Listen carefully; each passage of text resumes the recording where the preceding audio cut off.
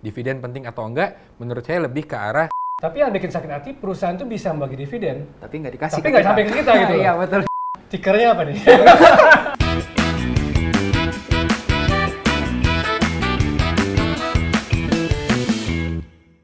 Halo teman-teman, ketemu lagi sama saya Henrico Gani di Stock Bit Talk episode ke-6. Jadi kali ini kita bakalan ngomongin tentang seasonality dan juga dividen. Nah, masih sama dengan Stock Bit Talk yang sama nih ya. Jadi ada Pak Tom Hardy, ada Pak Robert, dan juga ada Pak Thomas gitu. Jadi kita akan bahas-bahas ya, langsung aja kita bahas nih. Sekarang saya mau nanya dulu nih Pak, ke Pak Robert nih Pak, tentang seasonality dulu ya Pak ya. Kalau menurut Bapak Pak, kita sebagai investor nih, sebenarnya cocok nggak sih Pak kita investasi berdasarkan seasonality? Kayak yang misalnya mau lebaran nih, kita langsung incer saham kayak yang related, kayak misalnya consumer, poultry, ataupun retail gitu. Atau sebenarnya kita harus fokusnya ke fundamental gitu Pak, kinerja yang setahunan gitu Pak. Menurut Bapak gimana? Saya bukan tipe yang seasonality sih. Jadi kalau memang Lebaran nih cari saham apa, saya bukan tipe yang begitu. Mungkin ada yang tipe begitu. Tapi menurut saya semakin panjang kita horizon investasi semakin aman. Tapi kalau semakin pendek itu semakin berisiko harusnya. Oke, karena volatility-nya itu sendiri ya Pak. Tapi ya? bukan berarti saya menolak cyclical. Justru saya cyclical tetap saya incar. Tapi horizonnya aja lebih panjang. Lebih panjang gitu ya. Misalnya berarti kayak mungkin yang cyclical yang kayak coal, siklusnya lagi naik, dia lebih bagus karena kan siklusnya coal biasa lebih panjang gitu Bisa ya Pak. 2 tahun kan? Iya, tapi kalau yang lebih pendek-pendek, Yang 1 bulanan saya gitu. nggak tertarik. Oke. Saya mau nanya ke Pak Thomas nih Pak. Kalau Bapak Pak investor juga kan ya Pak ya. Kalau Bapak ngeliatnya gimana nih Pak seasonality ini? Karena kan biasa kalau investor biasa kita udah nge-forecast untuk 1 tahun ke depan gitu ya, kira-kira gimana nih tahun ini gitu kan, or at least kuartal ini gitu. Which is sebenarnya ya lebaran pasti tetap ada setiap tahun. Terus puasa juga tetap ada, bagi dividen pasti ada. Faktor-faktor ini menurut Bapak tuh gimana Pak? Apakah emang jadi kita punya pertimbangan juga atau gimana dalam entry-nya? Ya, saya kan mungkin teman-teman juga tahu lah ya, saya tuh udah melewati fase dulu pernah nyoba jadi trader gitu ya, habis itu beralih ke investor. Jadi pas lagi yang seasonality semacam ini juga sebuah fase yang saya pernah lewatin. Ya tetap aja sih sebenarnya mau lebaran, apakah nanti correlated ke perusahaan daging, perusahaan retail, ya tetap aja kalau jatuh ya bisa jatuh. Jadi menurut saya tidak ada sesuatu yang bisa pasti di dalam waktu interval yang terlalu pendek, terlalu banyak variasi ya. Kalau tahu-tahu ada satu orang yang tahu-tahu HK dalam jumlah besar, ya ada yang mungkin nggak seneng malah dijatuhin. Ada yang tahu-tahu buang kiri terlalu besar, malah tahu-tahu harganya habis itu diterbangkan gitu ya, karena artinya wah asik nih, udah muatannya udah dikit untuk naikin gitu ya. Jadi menurut saya terlalu banyak variabel untuk bermain di dalam jangka yang terlalu pendek seperti itu. Jadi kalau menurut saya sih, kalau kita memang niatnya berinvestasi, kalau ketemu perusahaan yang memang kinerjanya baik, harganya menarik, ya udah buat apa ditunggu-tunggu, hajar gitu. Timing the market itu jadi emang lebih susah ya Pak ya? Menurut saya nggak mungkin. Warren Buffett, Peter Lynch bilang don't timing the market. Mereka udah tua, mereka udah lama di market, mereka sudah sangat sukses dan mereka bilang don't timing the market. Ya udah, kita yang masih belum selama dia, belum sesukses dia, masa nggak mau dengerin? Gitu aja. Betul. Oke. Kalau Pak Tom Hardy gimana Pak? Kalau Bapak biasa pakai nggak tuh? Kalau dalam berinvestasi, saya selalu melihat ke sisi profitabilitas dan valuasinya. Jadi hal-hal seperti yang seasonal gini, seperti lebaran, event-event tertentu, buat saya itu faktor kesekian deh gitu loh. Kalau misalkan pas supporting, ya anggap aja itu bonus, tapi tidak pernah menjadi alasan utama untuk berinvestasi. Oke. Berarti memang secara time horizon kalau investor itu lebih cenderung ke performance kira-kira dalam 1 tahun atau jangka panjang tuh gimana gitu ya, ketimbang kita masuk kayaknya wah mau lebaran nih, kayaknya boleh nih hantem ke saham-saham poultry atau saham-saham retail gitu ya Pak ya. Betul. Dan memang itu lebih ke trader mungkin ya, yang punya view jangkanya lebih pendek gitu ya, dan ya bisa keluar dalam mungkin 1 bulan, 2 bulan dia langsung keluar gitu. Dan itu sangat, menurut saya sangat berbahaya karena kita ambil contoh ya, kalau misalkan orang yang taruhlah 3 tahun dari sekarang nih, kalau mereka berpatokan pada data pokoknya event Lebaran, mereka akan miss bahwa Lebaran yang tahun ini sama yang 2 tahun lalu itu berbeda gitu. Iya. Betul, betul. Jadi faktor-faktornya tuh tidak akan persis sama. Betul.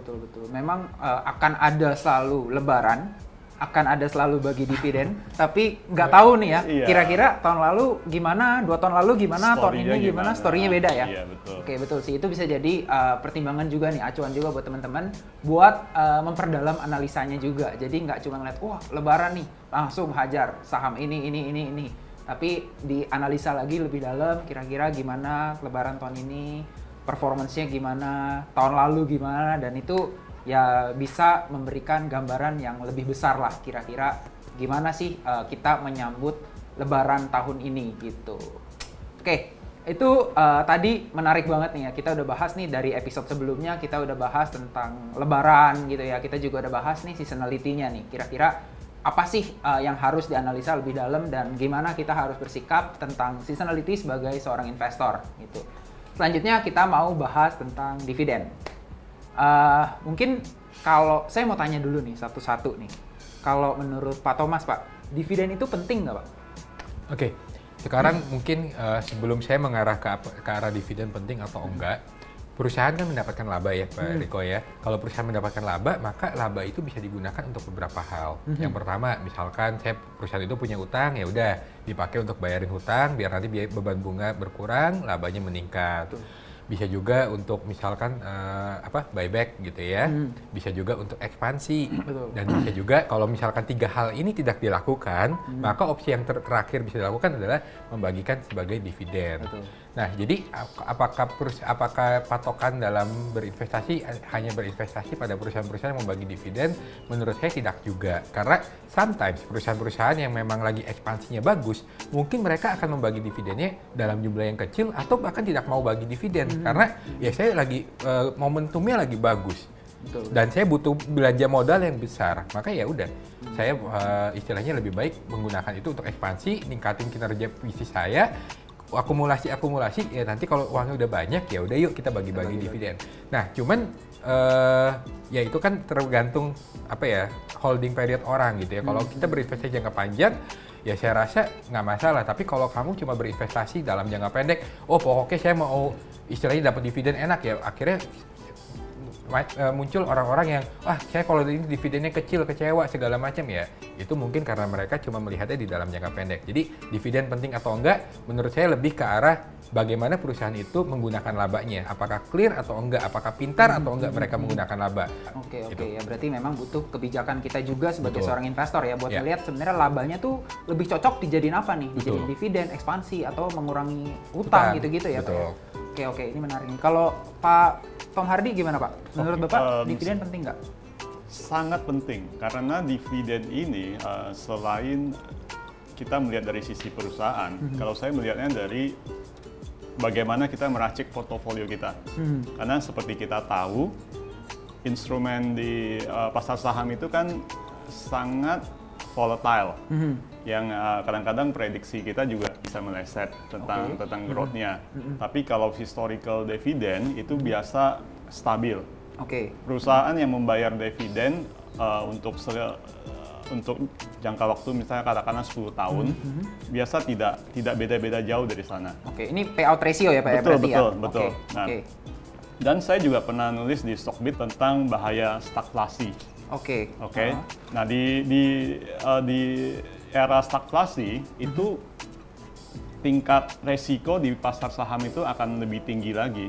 Oke. Karena seperti kita tahu, kebijakan The Fed itu sangat mempengaruhi pergerakan harga saham. Nah, jadi kalau saya memiliki portfolio saham yang dengan high dividend, saya bisa secure bagian situ buat pengembalian investasi saya. Oke. Tapi kalau gitu Bapak akan lebih cenderung berinvestasi ke saham yang membagikan dividen gitu Pak? Sebagian untuk porto saya. Oke, untuk income yes, tahunan gitu ya Pak ya, yes. yang pasti dapat nih gitu ya Pak ya? Betul. Oke, jadi nggak cuma dari capital gain aja, tapi bisa dapat dari dividen untuk gitu ya? mengantisipasi jika prediksi saya salah tentang market. Oke. Tapi kalau seandainya Pak, Bapak melihat nih suatu perusahaan misalnya yang dia tidak membagikan dividen. Apakah itu menurut Bapak ya Pak ya? Apakah itu artinya buruk atau ya sebenarnya memang sama kayak Pak Towils nih yang bilang ya itu bisa aja dipakai untuk hal-hal lainnya gitu. Harus dilihat case per case-nya sih. Apakah dia biasa kan ada kan di RUPS representasi rencana jangka panjang dia apakah membutuhkan pembiayaan atau dia butuh secure buat cash flow dia. Oke, berarti walaupun menurut Bapak kan tadi bilang dividen itu penting untuk return portofolio Bapak, tapi Bapak nggak menyalahkan juga kalau suatu perusahaan itu nggak membagi dividen karena harus dilihat case by case ya. Yes, itu mungkin ada yang emang perlu uangnya untuk hal lain. Ya, gitu lebih ya. ke masalah selera dan kebutuhan investor itu sih. Oke. Wah ini menarik nih. Kalau dari Pak Robert gimana Pak menurut Bapak? Ya memang kalau yang full time investor dividen itu sangat penting ya. Tapi kalau bagi saya, kalau ditanya mau invest di saham yang ada dividen atau enggak, ya pasti saya jawab ada dividen. Karena seperti yang saya bilang, kita investor punya pilihan. Perusahaan baru berdiri nggak mungkin harapin dividen. Dia pasti akan expand dulu kan. Dia butuh duitnya untuk bangun jaringan, capex gitu. Tapi kita kan investor. Ya kan kita ada pilihan. Nah kita memilih perusahaan yang sudah nggak perlu capex-nya perlu mungkin cuma 5-10%, yang cash rich, yang siap, yang sudah matang gitu. Yang nggak perlu ibaratnya nggak perlu bangun apa-apa, dia udah langsung muter duit jadi profit. Nah itulah yang keistimewaan kita sebagai investor. Jadi kita memilih perusahaan yang bisa membagi dividen bukan karena perusahaan jelek atau bagus. Memang kita punya privilege untuk milih itu. Nah terus dividen yang kita kan bisa nilai. Ini perusahaan sebenarnya bisa bagi dividen dan dia bagi happy. Tapi yang bikin sakit hati perusahaan itu bisa membagi dividen, tapi nggak dikasih. Tapi nggak sampai ke kita gitu. Iya betul, itu bikin sakit hati. Itu yang kita pinpoint. Ini perusahaan kok gini gitu. Iya. Nah ini yang kita hindari gitu. Bisa bagi, tapi kok nggak dibagi. Nggak dapat gitu, nggak berasa gitu kan dividen. Iya, ini betul. yang masalah menurut saya. Emiten apa tuh kok yang di cash flow-nya Kayaknya ada di stream deh. Ada dividen tapi dividennya nggak datang nih. Itu banyak di stok itu. Apalagi kalau belinya yang aneh-aneh ya. Apalagi diputer-puter dividennya. Nggak nyampe ke kita kan. Oke. Ini mungkin jawab pertanyaan teman-teman juga nih Pak, karena tadi nyerempet-nyerempet kan, saya jadi banyak ketemu juga nih kalau ngeliat-ngeliat di stream gitu ya, kan ada yang ribut nih, wah dividen yield-nya pasti gede nih tahun ini, tapi ada yang bilang juga, kayaknya dia nggak bagi dividen, jangan investasi ke situ gitu kan, itu kan kayak jadi sebenarnya perdebatan ya, kalau tadi Pak Tomardi bilang kan kayak, ya sebenarnya Bapak juga bilang tadi, kalau sebenarnya itu kan dividen itu ya tergantung kita sebagai investor, kita bisa menentukan kita tuh mau investasi ke perusahaan yang ada di tahap mana gitu kan ya. Tapi kan ada beberapa nih teman-teman Stockbitor yang menganggap jadinya tuh kalau perusahaan yang dia tidak membagikan dividen, walaupun misalnya uangnya tadi dibutuhkan buat ekspansi ataupun untuk bayar utang lain-lain gitu, dia bilang tetap aja itu tuh perusahaan yang tidak layak diinvestasikan nih. Jadi ya nggak bagi dividen, nggak layak gitu. Wah, mungkin dia masih di fase ini ya, pertumbuhan gitu ya, tapi dia bilang kayak udah tetap aja nggak layak. Kalau menurut Bapak gimana tuh Pak? Apa itu pandangan yang tikernya apa nih? Nggak boleh Pak, kalau itu nggak boleh Pak. Itu karena banyak nanti yang ini. Saham gua kayaknya. Tidak membagi dividen dalam waktu 10 tahun berturut-turut itu aneh. Karena kalau kita lihat berarti kan rata-rata yang di BI itu kan sudah cukup matang ya. Yang sudah berpuluh tahun gitu. Kalau dia nggak bagi dividen 10-15 tahun terakhir, itu tanda tanya. Aneh, betul. Tapi kalau dia hanya tidak membagi dividen pas Covid, pas 2020 dia lebih prudent gitu ya. Dia mau bayar utang dulu gitu. Dia takut menghadapi situasi ini kan kita nggak tahu. Siapa yang pernah pengalaman PPKM kemarin gitu. Nah, terakhir 100 tahun lalu Pak kayaknya waktu itu tuh Pak. Iya. Spanish flu ya. Kita kan nggak tahu gitu. Nah makanya dia nggak bagi dividen wajar. Tapi kan setelah itu kan bagi dividen. Iya. Dan memang kita tahu ini perusahaan terbiasa laba dan membagi dividen. Duitnya itu real yang setiap saat bisa dibagikan ke kita. Kalau nggak bagi tahun ini, tahun depan bagi.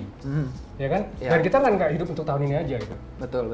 Ya memang berarti emang time horizon-nya yang harus dipanjangin ya Pak ya. Betul. Nah ini buat teman-teman di stream nih yang suka berdebat nih kira-kira suatu perusahaan nih, wah bagi nih, tahun ini nggak bagi, kelihatannya jelek, kelihatannya bagus gitu. Nah itu bisa jadi acuan nih, kalau kalian tuh harus lihat time horizon-nya secara lebih panjang, jangan ngelihat tahun ini yang balik atau tahun ini nggak bagi gitu. Bagi atau nggak bagi, kalau untuk 1 tahun ya kita harus lihat alasannya apa dia nggak bagi. Jadi memang di sini lebih penting untuk alasannya gitu ya, Pak ya, Betul. dibandingkan dengan kenapa, apakah dia membagikan atau enggak gitu. Nah ini jadi emang dividen tuh hal yang sangat apa ya, boleh dibilang debatable lah ya gitu ya, bagi atau enggak. Nah buat teman-teman yang baru belajar, beruntung banget nih kita kedatangan 3 stockbiter kita nih yang udah senior nih bisa bagi view. Semoga teman-teman juga bisa belajar dari mereka. Nah itu dia tadi teman-teman, kita udah bahas tentang seasonality dan kita udah bahas sedikit nih tentang dividen. Nah di episode selanjutnya kita bakal bahas tentang dividen trap. So jangan kemana-mana, tonton terus Stockbit Talk dan jangan lupa buat subscribe sosial media dari Stockbit. Nah, buat kamu nih yang biasanya pengen tahu nih season ini kira-kira saham apa nih yang berpotensi. Nah, kamu bisa pakai fitur seasonality dari Stockbit. Dengan fitur ini, kamu bisa ngelihat histori pergerakan saham secara bulanan hingga beberapa tahun ke belakang. Dengan bentuk yang sangat mudah, sehingga kamu dapat melihat cyclical dari suatu saham. Mau cuan sesuai cyclical saham? Yuk pakai fitur seasonality. Fokus kepada market dari Indonesia-nya saja. Mereka Domestik. memang ada ke Dan dia muter-muter, bahkan kalau dia utang aja nih, dia nggak perlu cash-nya itu mungkin dari utang aja, diputer, return-nya jauh lebih besar. Misalnya. Nanti kena pom-pom lagi. Disclaimer teman-teman. Misalnya.